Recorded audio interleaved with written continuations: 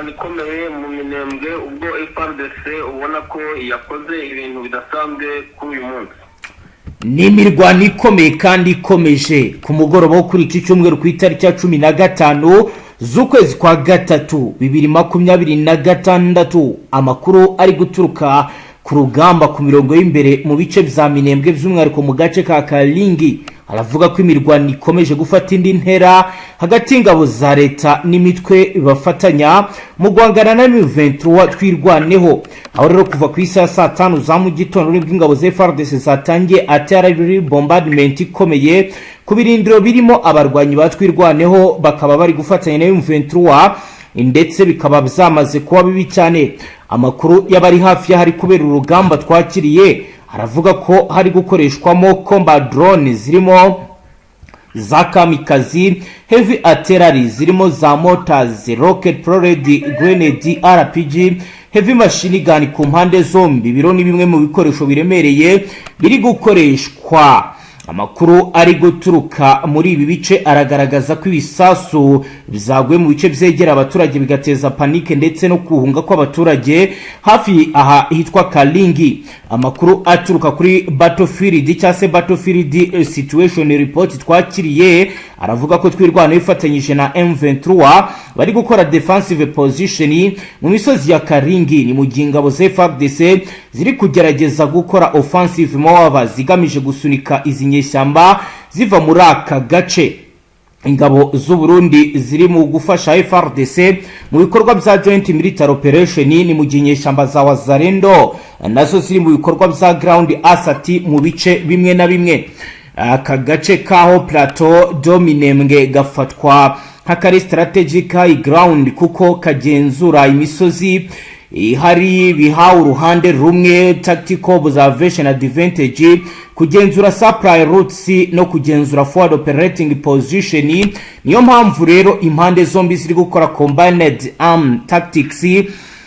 Uko ibintu bihagaze rero kuri uyu mugoroba, raporo z'urugamba ziragaragaza ko imirwano igikomeje mu buryo bwa sporadic heavy exchange. Hari kandi casualty ku mpande zombi ndetse hari n'abaturage bivuga ko bagize ibibazo bikomeye. Abaturage benshi bari kugenda bahunga mu misozi iri ahanga bahunga bekeza kure habera urugamba. Nta ruhande na rumwe rurabona decisive territorial control kuri Kalingi kugeza ubu. Ni mu gihe abasesenguzi ba gisirikare navugishije bambwiye ko niba drone strike zikomeje nk'ibikorwa ndetse n'ibikorwa bya ground offensive bikiyongera, imirwano ishobora kuza guhindura ndetse gahinduka ibizwe mu gisirikare nka major evacuation mu misozi yo muri Sud Kivu. Ni mu gihe kandi abanaliste politique ndetse n'abanaliste military baragaragaza ko ibintu bikomeje kugenda biba bibi cyane, mu gihe kandi bitangazwa ndetse bivugwa ko umutekano mu bice byegereye Bukavu naho ntabwo umeze neza, bikomeje kugenda bizamba nkuko abamaze iminsi bakurikirana ibyamakuru bagiye babitangaza. Hari amakuru mashya amaze gutangazwa na Radio Maendeleo ikorera mu misozi ya Remera, aho bavuze ko mu gitondo cyo kuri iki cyumweru ingendo zose zinyura ku muhanda route nationale numero 5 uza Bukavu na Uvira zongeye guhagarikwa ku gice cya Kasumba mu kibaya cya Rusizi nyuma y'icyemezo cyafashwe n'ihuriro ry'ingabo za Forces Armées de République Démocratique du Congo FARDC zifatanyije n'abarwanyi b'Abazalendo.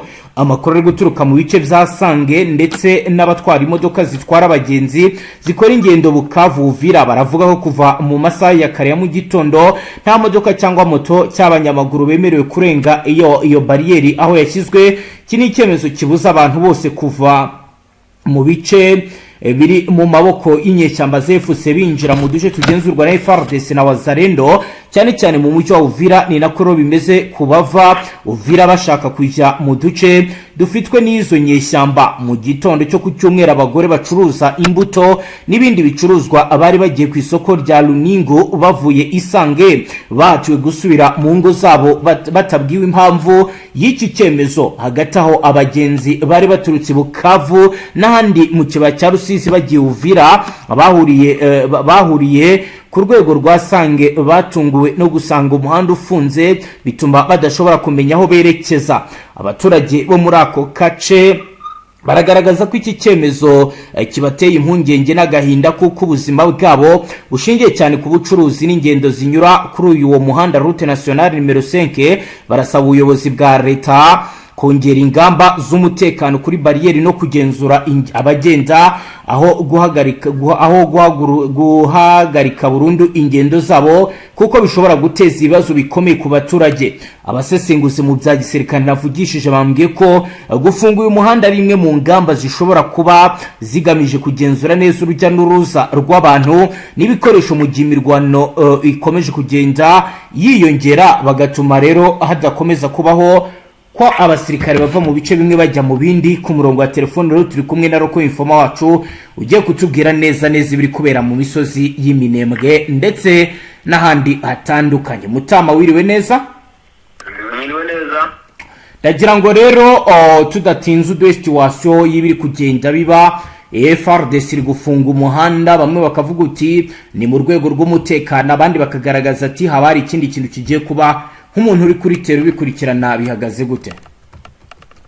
Impamvu FARDC ifunga umuhanda cyane uyu ukoreshwa nyabagendwa ubona ko bahuza n'ibice bigenzurwa na M23, urabona ko ari uburyo bw'umutekano wabo batizeye neza kuko bakeka ko izi modoka zerekera muri iki gice cya Uvira ndetse n'abanyamaguru bose baba bakora mu bashobora kuzamwo intasi cyangwa se abasirikare ba M23 mu buryo ubona ko muri Uvira hari ikibazo cy'umutekano, bikanga iteka ryose ko M23 ishobora kugira ibikorwa by'ubugizi bwa nabi yakwinjizamo ndetse harimo n'ibitero baba bateganya bya hato na hato bya M23 muri iki gice. Rero FARDC kuba ifata imyanzuro imeze itya ni situasiyo idasanzwe iri muri iki gice kuko ubona ko mu mpande zombi hari imyiteguro ihambaye cyane ijyanye no kwitegura urugamba kuko ubu ubona buri umwe afite urwikekwe ku wundi cyane muri Ukraine de Rusizi ubona ko yamaze gushyiraho izingabo nyinshi ku mpande zombi, ubona ko ziteguye imirwano isaha nubwo biba bicecetse bidakunda kuba hahora imirwano ya buri munsi, ariko uri kubona hari ikintu kiri gutegurwa ku mpande zombi. Ni igice gico Mutama? Ikigaragara cyo ni imirwano imeze nka operasiyo zikomeye bari gusa naho bategura ku mpande zombi, ariko ukaba utamenya ngo umunsi n'igihe ni ibihe biri bubere, ariko iyo ubirebesha amaso nawe ubona ko ari umunota wa nyuma uba usigaye bijyanye n'amabwiriza baba bafite y'urugamba rushobora kubera muri iki gice cyane ubona ko kidakunda kubamo imirwano kenshi nko mu Minembwe, ariko ukareba imyiteguro irimo cyane ugasanga ko byanze bikunze ari imirwano iri gutegurwa itarageza ku munsi, ariko isaha n'isaha ishobora kuba. Yego, kugeza ubu situation wenda iri kugenda igaragara muri iyo misozi y'Iminembwe, bamwe baravuga bati imirwano yabigiye kwinjira muri phase nshya bitandukanye n'ibyabaye imbere. We kugeza ubu ibyo uri kubona uratubwira iki Mutama? Niko bimeze, urimo urayibona neza ko FARDC mu minsi yose itambutse mu bitero bya buri munsi bihora bibera muri iki gice cya Minembwe, ukabona ko bitagira impinduka nyinshi bitwara cyane ku ruhande rwa FARDC bijyanye n'imbaraga bayakoresheje zirimo ibikoresho ikoresha bihambaye kandi bifite imbaraga n'ibitero bya buri munsi birimo kwarikiye abasirikare benshi.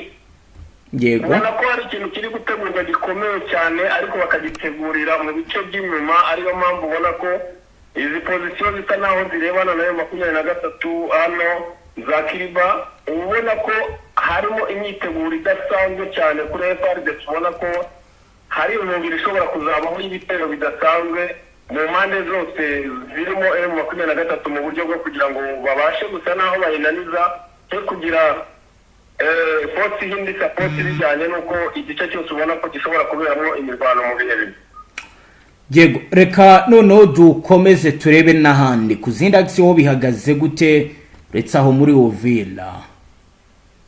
Aha muri Uvira ikiriho no kubona ko hari muvoma myinshi y'ingabo za FARDC zirimo n'ingabo z'u Burundi ndetse ubona ko na Wazalendo harimo urujya n'uruza cyane ku buryo ingabo zigenda n'injoro ziva mu bice zijya mu bindi, ubona ko ari operasiyo nyinshi cyane yo kwimura ingabo zijya mu mapozisiyo atandukanye bijyanye na organization yabo, ariko ku manywa ugasanga batuje nta bintu bidasanzwe ubona, nk'amasaha y'ijoro, kuko usigaye ubona ko FARDC ikoresha ijoro cyane kuruta amanywa.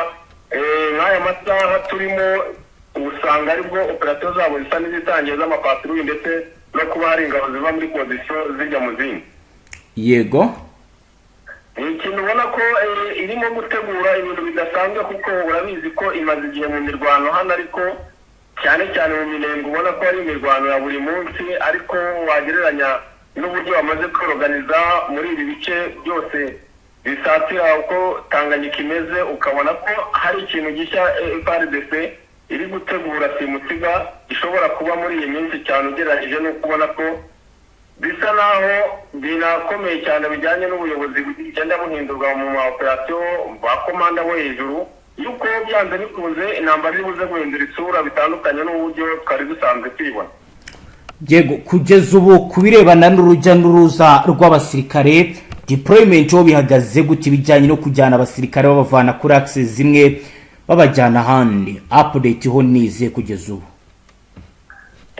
Mu minsi itambutse ibiri ndetse kugeza kuri uyu munsi, abasirikare urabona ko ibaraki ya Baraka habaga abasirikare benshi ku rwego rwo hejuru, ku buryo wasangaga mu ngoma yabo rwose utamenya n'uburyo ikontororamo, ariko sinzi amabwiriza mashya yabonetse yatumye habaho gusa naho bakora mu bava muri icyo cyerekezo, abenshi baza muri iki gice gisatira Uvira cyane, ubona ko ubu niko gace kari gukoreshwamo ingabo nyinshi cyane ku buryo burenze, ubona ko Baraka babaye nk'aho bayisigamo abasirikare b'ingenzi bakenewe, bari ngombwa kuba bakwitabazwa muri operasiyo aho zabera hose, yaba muri iki gice cya Prime de Rusizi ndetse no kuba bazamuka mu gice cya Minembwe. Ariko urabona ko izi force zose zegereye iki gice kigana mu Uvira neza hose adiporonze ingabo nyinshi cyane, ku buryo ubona ko biteguye mu buryo bwo kurinda uyu mujyi wa Uvira ko wakwinjirirwa mu buryo bworoshye.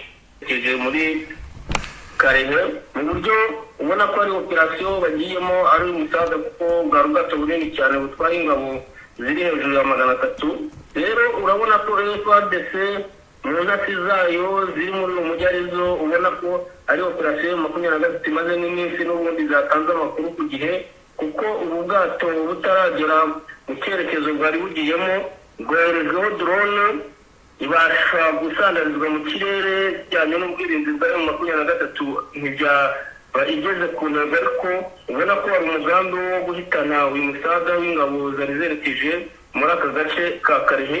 Ariko buryo ubona ko iyi nzira yifashishwaga inshuro nyinshi na M23 mu kohereza ingabo zijya muri Sud Kivu ndetse n'iki gice cya Karehe, urabona ko bibaye nk'imbogamizi cyane ku buryo buhambaye kuba iyi nzira bakwizerwa mu ruhande rwa M23 kuba yakomeza gukoreshwa, bisaba ko hazajya hifashishwa imbaraga zikomeye cyane, kuko ubona ko FARDC isa naho yahagurukiye buri gikorwa cyose cya M23 muri iki gice cya Goma. Yego, ubundi kugeza ubu amakuru ko navuga ko FARDC iri kuba iyafite nkaho ihari, bari kuyabona gute kugeza ubu ngo? Ikigaragara cyo ko muri uyu mujyi wa Goma ndetse no muri M23 hakirimo abantu cyane batanga amakuru ku gihe, kuko urabona operasiyo nk'indi yo kuba bakwimura ingabo zingana gutya ntabwo biteguwe ku masaha 2 cyangwa 1, ishobora no kuba imaze iminsi 2 cyangwa 3. Iyi rero bikaba bigaragara ko muri aba bantu ya M23 itarashyira habona bagiye bafatirwa mu byaha by'ubugambanyi muri M23, ko bashobora kuba aya ari amakuru yatanze ku munsi w'ejo hatambutse cyangwa se na mbere yaho, bakaba FARDC yari isanzwe yafite, ku buryo icyo baba bakeneye kumenya ari ukubabwira bati igikorwa kiratangiye, ubu tuvugana ku buryo kuba bakurikirana ibikorwa uko bikorwa biborohera cyane. Yego, ikintu ubona ko kigoranye cyane kuri M23 cyane by'umwihariko muri uyu mujyi wa Goma, ubona ko harimo intasi zo ku rwego rwo hejuru ku ruhande rwa FARDC, ubona ko buri ntambwe zabo zose n'igikorwa cyabo cyose bari gukora FARDC amakuru yose iriyafite ku gihe. kugeza ubu mu gitondo wari watubwiye batangiye kugenda batabwa muri yombi muri 23. Update kuri iyi ngingo kugeza ubu ni iyihe? Kiriwe nuko basa naho bagikomeje n'ubundi ntabwo birarangira intangiriro kuri M23, ariko urabona ko bagifite akazi kenshi ko gukomeza kugenda batahura ubwo batahuyeho amakuru nk'aya ngaya mu cyerekezo yaba arimo cyose, ari guhita afatirwaho ari, ku buryo ubona ko ari igikorwa kitari bumara igihe gitoya, kuko urizi neza ko hari n'abashobora kugaragara ukwezi gushize kandi bari basanzwe bahari, kuko amakuru menshi bagenda bayahabwa n'abo bamaze gushyikira kuruta uko babikurikirana mu ikoranabuhanga bajyanye n'abohereza amakuru atangwa na telefone cyangwa ibindi byuma byose by'ikoranabuhanga. Yego, kugeza ubu navuga ko n'ubundi bikomeje kugenda bikorwa. Reka twigireho inyuma gato, ubundi umutekano wagaze gute muri teritwari ya Karehe? Hagenzurwa nande? Ibijyanye n'ibitero byaho byo bihagaze gute? Ishusho yaho, geopolitique yaho? Kiri Karehe cyane, ubona ko bashaka gusa naho yo 23 yinjira muri Warikare, ariko ukabona ko n'ubundi amayikoresha menshi ari aya Karehe, kandi Karehe ari zone isa naho irimo coalition nini cyane za FDL, ubona ko ari naho bashaka gusa naho bakungira iyo 23 mu buryo bwo kuyibuza kujya muri Warikare. Ni ikintu rero ubona ko hari operation ikomeye iri gutegurwa cyane ku ruhande rwa FARDC, ariyo mpamvu ubona ko iyo 23 iba kuriye ubutasi bwayo itangiye gusa naho ibyitegura ikoherezaho ingabo mu buryo bwo kuba bajya gusa naho batanga umusaza, kuko ariyo kubizi neza ko iyo 23 ifite opposition zisa naho ziri mu ntera zitandukanye ndende cyane, ku buryo kubasha gusahangana na iriya coalition ya FARDC ikunze kuzirimo abasirikare benshi byayigora cyane. Ariyo mpamvu uri kubona ko iyo 23 ubu akazi ifite muri iyi minsi kari hejuru, ni akadeployment zo kugenda bongera ingabo mu bice bitandukanye, kuko ubona ko FARDC hose isa naho ishaka guhagurukiriza ibitero bya operation icyarimwe, ku buryo kugira ngo iyo 23 ibashe kudefanda bizasaba imbaraga nyinshi cyane bijyanye n'ingano y'abasirikare ifite, kandi kabiri igenzura igice kinini cyane. Yego, ukiriho rero ubona kuri iyo 23 nuko haba muri Nord Kivu, haba muri Sud Kivu, amakuru ari ku gihe nuko buri gace kose aho operation ziri gutegurirwa yaba kuri FARDC hari kongerwa ingabo, ku buryo ubona ko basa n'abarebanaho, kandi n'ibi biri kuvugwa ku ruhande rwa FARDC ko mu gice cya Warikare nabo bari kongera ingabo cyane, ndetse bimaze kuba byiza amafaranga mu bice bitandukanye mu buryo bwo gukumira kuba ibitero bya 23 byajya kwigira muri Warikare. Ubona ko FARDC ikomeye cyane bijyanye n'ibikorwa bya operation bikorwa cyane. Abafaransa baba batangiye imirwano? Ntabwo bararwana, ariko deployment yerekana mu duce tumwe barimo cyane, kandi bahageze ku munsi w'ejo, mu buryo ubona ko ari uburyo bwo kubasha gusa naho bakumira iyo 23 ubona ko ifite umugambi wo kwinjirayo cyane, bijyanye n'ibikoresho by'ikoranabuhanga bigiye biri mu duce dutandukanye muri kariya gace. Ubona ko iyo 23 bishaka ko yajya kwangiza, ariko FARDC ikaba isa naho yafashe umugambi ukomeye wo kuba nta musirikare wa 23 ishaka ko yareba ruriya rukuta rwo kuba yakwinjira muri Warikare. Yego, reka noneho tujye mu buryo bw'irambuye, tujye mu misozi miremire y'Iminembwe muri teritwari ya Fizi. Fizi ho bihagaze gute kugeza ubu? Abarundi benshi biravuga ko bamaze kuhagera, bavuga ko kandi n'ibikoresho byinshi bihari, bavuga ko ku mugoroba humvikanye drone zagaragaraga ko ziri mu butasi. Byo bimeze gute? Tubwira akaruko kandi. Niko bimeze mu Minembwe, hari imirwano hano za kwezero byari isibaniro, karubona ko mu masaha atambutse buri umwe wese yashakaga kuba yahayigarurira akagenzura. Ni imirwano imeze nk'aho ruba rwabuze gica kuri FARDC ndetse na M23, ariko nubwo mu mirwano iri mu Minembwe ubona ko ihoraho, ariko imeze buri giteka tukabona amakuru yose agaragara ko ari imirwano ihari gusa. Hari ibindi bice byinshi cyane muri Uvira ndetse na Plaine de Rusizi hari gukorerwa operation zikomeye cyane, ubona ko hari uburyo bwo gutegura ingabo cyane, kandi zigenda zituruka mu bice bimwe na bimwe harimo za Karemi, ndetse ubona ko FARDC hari umugambi ifite cyane wo kuba yagaba ibitero mbere y'uko bateganya ko yo 23 yabagaba ibitero muri kano gace ka Plaine de Rusizi ndetse n'uyu mujyi wa Uvira. Kuko mu masaha atambutse amakuru ko hari ingabo ziturutse Kalemi nyinshi cyane ndetse zigiramo iz'abarundi zinjiye muri Uvira, zije mu buryo ubona ko hari operasiyo bari gutegura yo kugaba ibitero, kuko bari bafite amakuru ko M23 yari imaze iminsi iri mu gikorwa nk'iki nayo ishobora kubabanzaho ibitero kuba yabasha kwigarurira Uvira, ariko ukabona ko FARDC ishaka kubatanga mbere y'uko bo bayirasaho, kandi ni ikintu kigaragara cyane muri Plaine de Rusizi bijyanye n'ahantu defense zabo ziri, ingabo z'u Burundi ziri kwiyongeramo ni nyinshi cyane ku buryo ubona ko hari ikintu kidasanzwe kiri gutegurwa kuri uyu mujyi wa Uvira, ubona ko ugiye kuzaba isibaniro bijyanye n'uburyo impande zombi ziwukeneye cyane. Yego, naho muri Mwenga ho bihagaze gute kugeza ubu? Yego, Mwenga amakuru dufite rero aka kanya nuko Mwenga ariyo posti nini ya FARDC irimo irwana ubutitsa, ishaka kugira ngo itsimbure ibirindiro byose biriyo bigenzurwa na M23 hano Zanzibira, ndetse ubona ko bafite umugambi wo kubabuza kwinjira muri Shabunda, kuko ubona ko M23 hano yari isa naho yahashyize ibirindiro bikomeye cyane biriho n'imbunda zo mu saga, ku buryo babonaga ko bafite umugambi wo gusatira bagura ibi bice. Rero bikaba byatuma FARDC isa naho ihomba cyane, ibaye isa naho ifungiye iki gice cy'ahangaho, kandi ubona ko gifite umumaro mwinshi. Ariyo mpamvu ubona ko hari koalisiyo nini cyane FARDC ifite umugambi wo kugaba ibitero kuri M23, kandi ubona ko hamaze kugenda ingabo z'u Burundi nyinshi. Rero ni ikintu ubona ko byanze bikunze M23 ibaye ifite deployment zimwe zoroheje zitari nk'abasirikare benshi, bijyanye n'uko iyi koalisiyo ingana ihora ideployingaho buri munsi, niko haza abasirikare baturutse mu bice bitandukanye ba FARDC.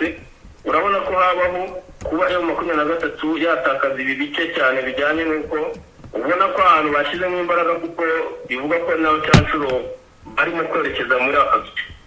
Yego, rero urabona ko byanze bikunze muri no Sud Kivu ahantu hari operasiyo zose ziri gutegurwa ubu ngubu, haba ku ruhande rwa M23 ndetse na FARDC. Urabona ko amakuru yose ari gusohoka ari uko buri ruhande rwose ruri gusa naho rutanguranwa mu buryo bwo kwitegura kuba bagaba ibitero ahantu hatandukanye, kuko bose ubona ko bagenda bagwiza ingabo nyinshi cyane bidasanzwe nk'uko iminsi itambutse byari bimeze. yego, umuntu ashobora kwibaza ku birebana n'abasirikare ba Angola, bo bahagaze gute? Ese kuki numva ko kuva aho baziye nta kirahinduka byapfiriye? Niko bimeze, ntabwo biba byoroshye, urugamba ntabwo rwari rworoshye cyane ku buryo bari kuza bagahita bagira ikintu kidasanzwe bagaragaza, kuko urabona ko urugamba rurimo koalisiyo nini. Ariyo mpamvu ubona ko niyo yaba ari Abanyangora bagize igikorwa cyiza bakora cy'indashyikirwa, kugira ngo umenye ko aribo bagikoze biragoye, kuko nta gihugu cyigamba operasiyo cyakoze wenda ikagera ku ntego. Niyo mpamvu ubona ko banahinduye, bafite sisitemu yo kwambara impuzankano zimwe. Rero kugira ngo umenye ngo force nini ziri muri operasiyo ni ya igihugu iki n'iki, ni ibintu utapfa kumenya, ariko ubona ko Abanyangora bo baziyemo hariya, hari ukuboko kunini kwabo kumaze kugaragaramo, kuko ubona ko batakirwana intambara zimeze nk'izo mu bihe bitambutse, ubwo wasangaga muri iki gice cya Minembwe urugamba rubabera igihombo buri munsi, batakaza ndetse batakaza n'ibice bagenzuraga. Ariko urabona ko ubu batakiva mu byimbo, ari intambara zibera mu gace kamwe kadahinduka. Yego Mutama, reka tugushimire cyane, dusoreza ahabwo nk'uko bisanzwe, urakomeza udukurikirana n'andi makuru ugenda tugezaho update. Yego, murakoze cyane.